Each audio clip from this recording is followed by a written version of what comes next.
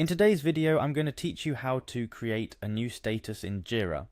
Jira is an incredibly powerful tool for managing projects and workflows. One of its key features is the ability to customize the workflow to match your project's specific needs. Today, we're going to focus on adding a new status within a Jira workflow, a crucial step for tailoring the system to accurately reflect your work processes. Let's start by navigating to your work area in Jira. Once you're there, you'll see various options, but for now we are interested in the Projects section. Click on Projects, and a list of all your current projects will be displayed. Browse through this list and select the project that you are working on. Each project in Jira has its own unique workflow, so it's important to choose the correct project where you want to add the new status. Now that you've selected your project, it's time to dive into its settings. Look for an option labeled Project Settings. This is usually located towards the bottom of the sidebar on your project's page. Click on this to proceed. In the Settings menu, you will find various options related to your project's configuration.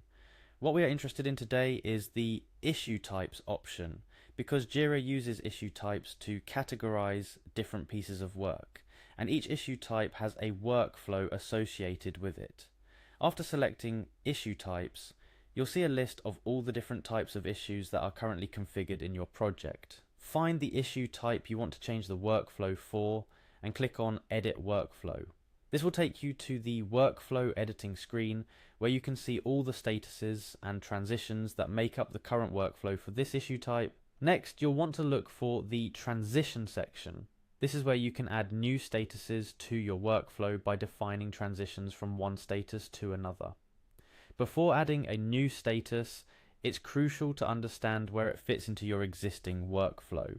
Think about the statuses that come before and after the new status you're adding. This will determine where in the workflow your new status should be placed. Once you're clear on where your new status fits, it's time to add it. To do this, you'll see options for Form Status and To Status in the Transition section. These options represent the starting and ending points of your new transition. You want to select the appropriate From Status that precedes your new custom status, and then under To Status, select the option you want for your new status. After setting up the transition parts, you're close to finalizing your new status.